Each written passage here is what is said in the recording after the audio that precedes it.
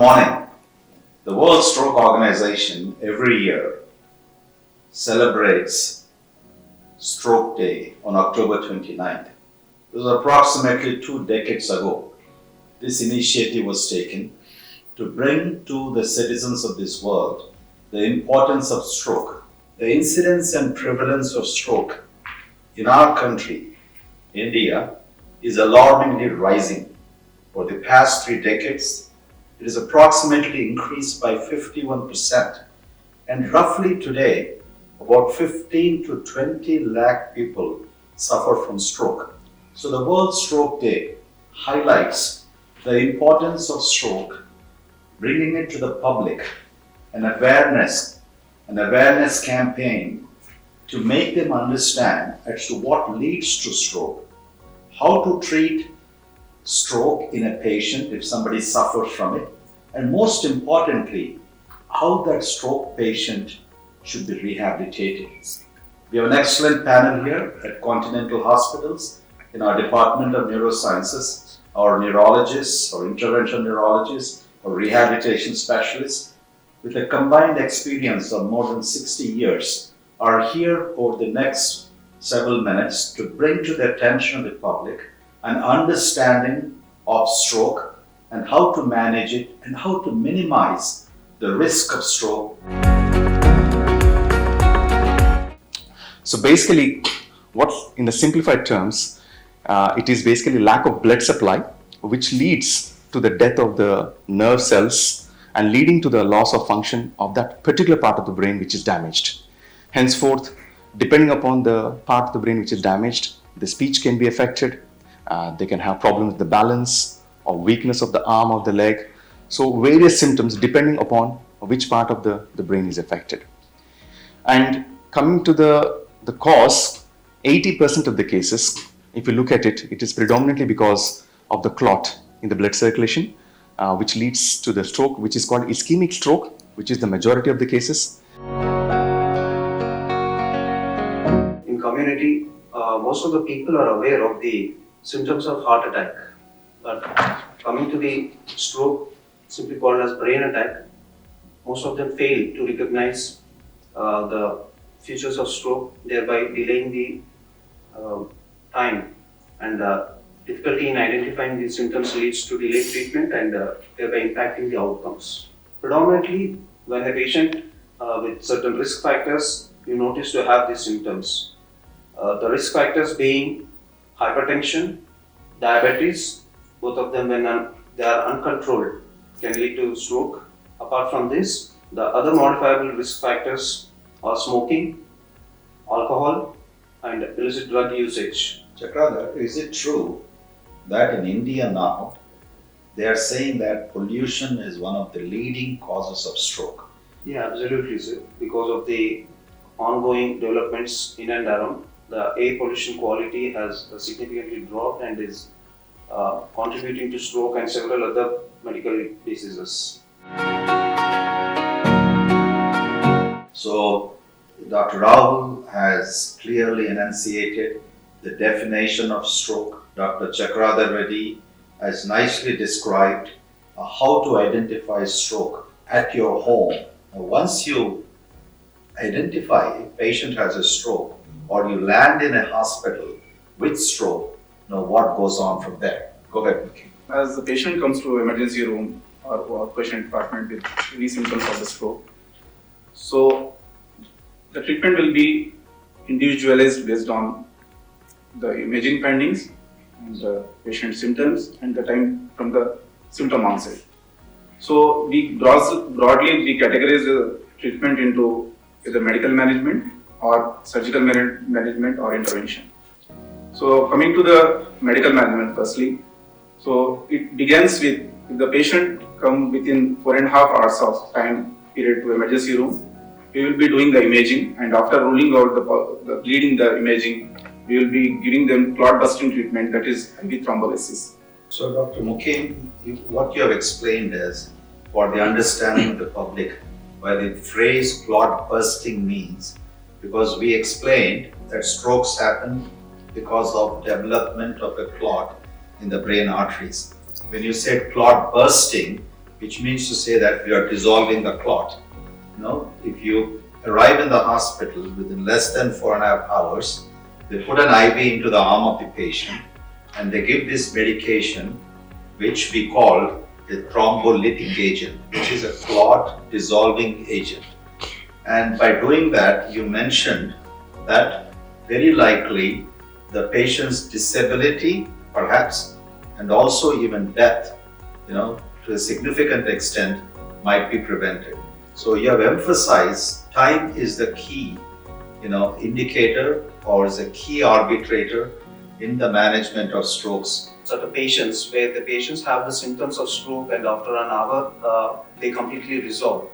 So should these patients also need to be coming to emergency? Thanks for pointing out that important question, Dr. Chakradhar. So, as we have mentioned, that medical management depends on three things. One is clinical condition of the patient, second is imaging finding, and third, time from the symptom onset. So, in these cases, we may not opt for IV thrombolytic agents. However, these cases, what we call them as kind of warning stroke or transient ischemic attack. So, it is said, or it is the studies has shown that transient ischemic attack or warning stroke, they carry very high risk of getting future large strokes, which will land up unfortunate. If the patient is unfortunate enough, they will be landing up for bedridden state for lifelong. So we should not at all neglect these kind of warning strokes. And I strongly agree with Dr. Chakradhar that these strokes has to be immediately attended to the medical emergency quick as possible, so that the risk of major stroke in the near future can be prevented.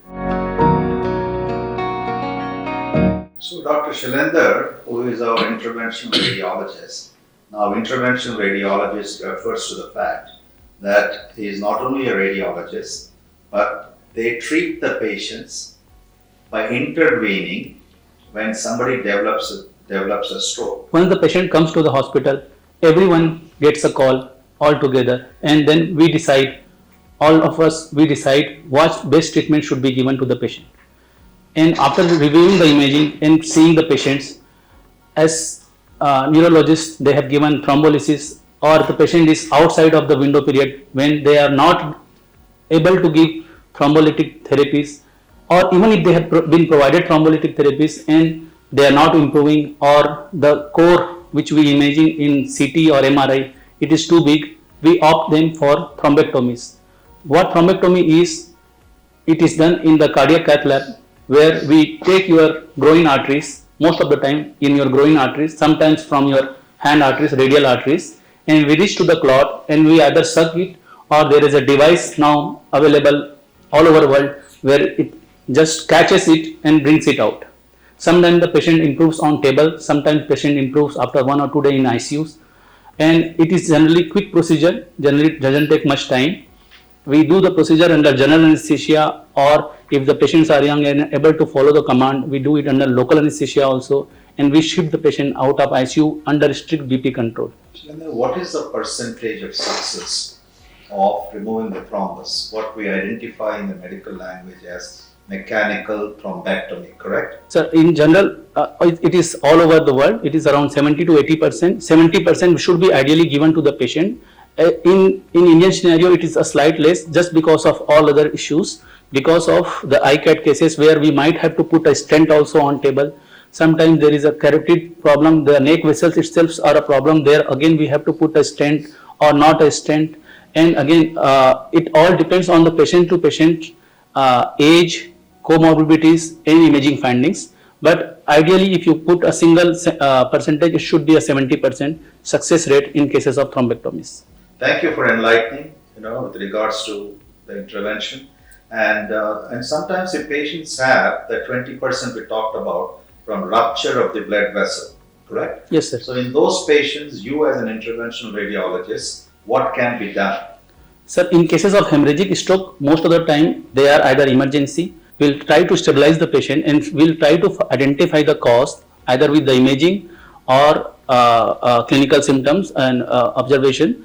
And then once, if it is a cause like aneurysm or arteriovenous malformations, then once the patient is stabilized, we take them for either embolizations or coiling, we say, or sometimes we need a decompression craniotomy, and again we take a help of our very good neurosurgeons which are available in the hospital 24/7, and it depends on what is the etiology of that. Sometimes it is just a hypertensive, and the neurologists they take a very good care of them without doing any interventions.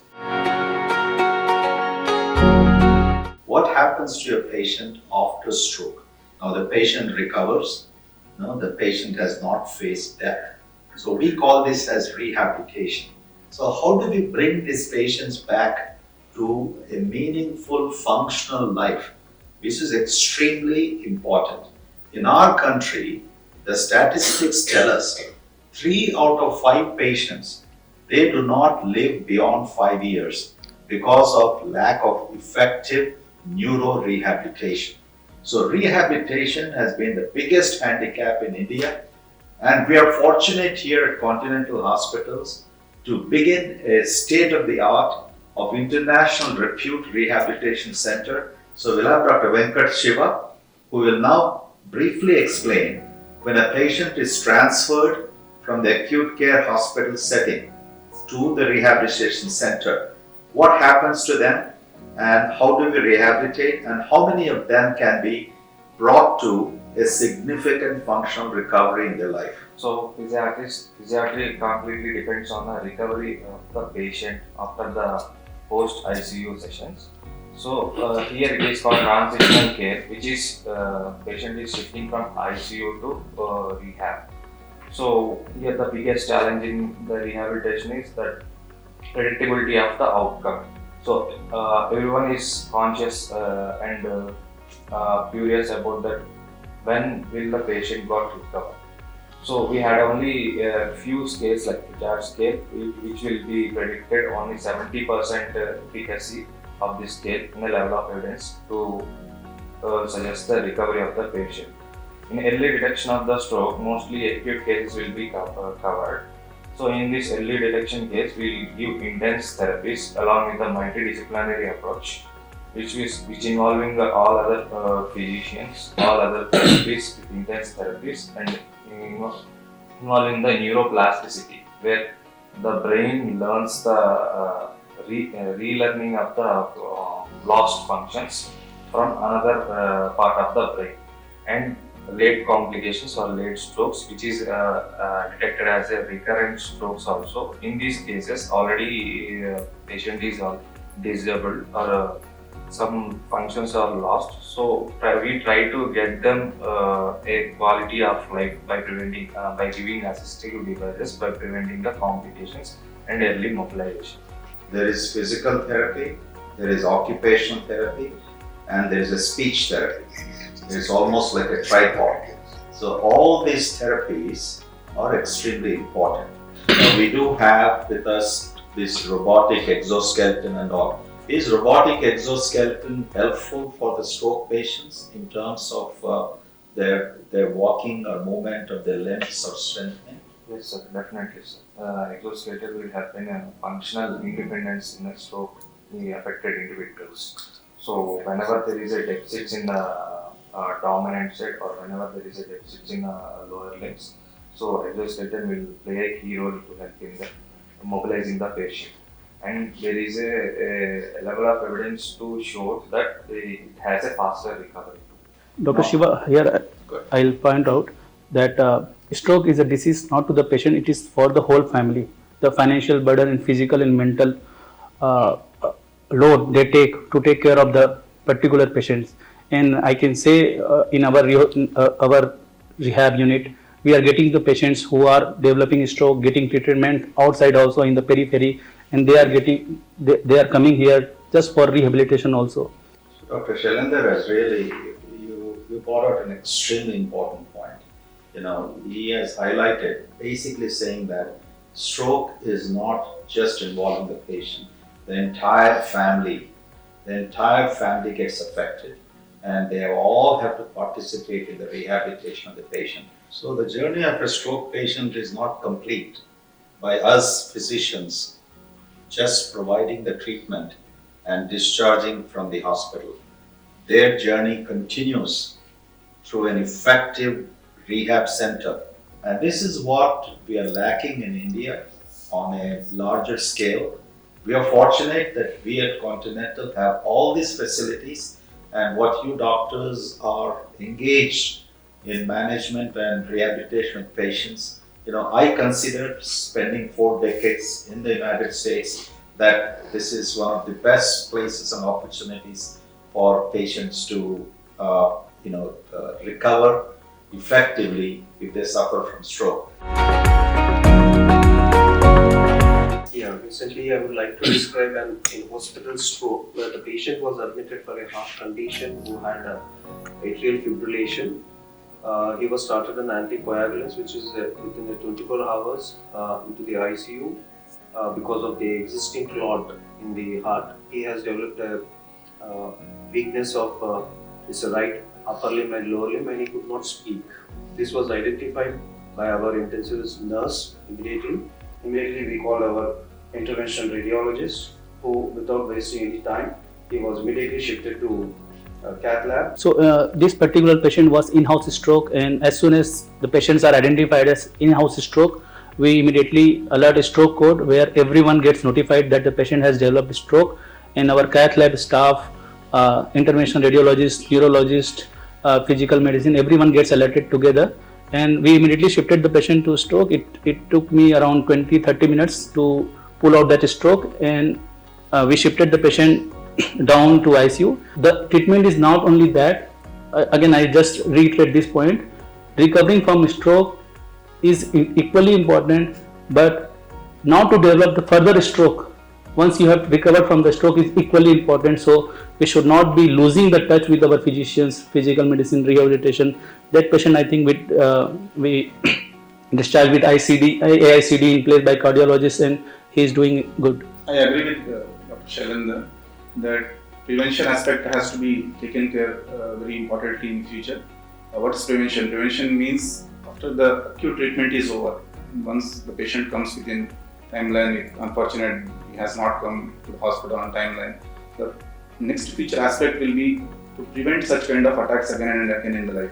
It includes both medicines as also equally important is lifestyle modification. Rest of the risk factor modification medications like diabetes, hypertension care, hypothyroidism care, any other background medical issues which are associated with stroke will be taken care of. You mentioned about prevention after you suffer from the stroke, and you also mentioned the prevention to prevent from again having a second stroke in a patient, which is also equally applicable to prevent from having the first stroke, what we have mentioned. Like if somebody has diabetes, to manage the blood sugars effectively is very important. Obesity, which can lead to strokes, so try to maintain your weight. Increased cholesterol becomes very important in these patients, and most importantly, blood pressure, which is the leading cause of all varieties of strokes. So management of your blood pressure properly becomes extremely important. Now we also highlighted about lifestyle changes, like those of them who drink alcohol. Now based on the World Health Organization and various societies, zero alcohol is better. If you're drinking alcohol, women, 1 drink, which is 45 ml, or men, essentially at best 2 drinks. Excess alcohol has been clearly shown to lead to strokes. One of the things I want to bring to the public's attention, unfortunately in our country, only 25% of the hospitals are equipped to manage stroke patients. This is a very devastating statistic. And above and beyond that, only 1% of the patients, unfortunately, reach the hospitals within time. And that is an extraordinary poor statistic. Once the patient has come to the hospital, so the hospital should be a stroke-ready hospital. When we say stroke-ready hospital, that means it combines with neurologists, interventional radiologists, neurosurgeons, and physical medicine and rehabilitation people, which in the Continental we have. It is not a nearby hospital, it is a hospital which has all these facilities available inside single roof. So, very important point you have highlighted. Like in any hospital, like a hospital like Continental, which is a tertiary care or quaternary care hospital, all these facilities have to be available, which is, a effective emergency room. Number two, availability of all the specialists promptly and availability of the neurologists, sometimes the neurosurgeons, in effective critical care ward, and most importantly, the cath lab facilities and the team of the cath lab coming together instantly when they are notified. Yes. Correct? Yes. And that's what we do here Yes. at our hospital. If you really want to provide effective treatment for the patients. I think we have summarized this very well. We have touched on all aspects on the occasion of the World Stroke Day. We have highlighted the importance of teamwork. So Continental Hospitals has started back in 2013, a stroke team, and till today that team functions, so effectively, and we have saved thousands of patients with various examples, and one of them being you just highlighted recently that has happened. Nothing like giving life back to a patient when he comes with a problem. In conclusion, as the world's theme this year is every minute counts, so let us all raise our hand with a finger pointing and collectively say every minute counts.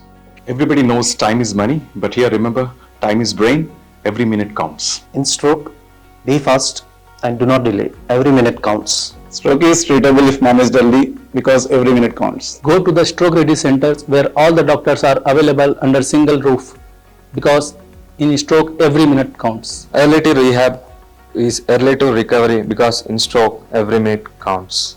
Every minute counts.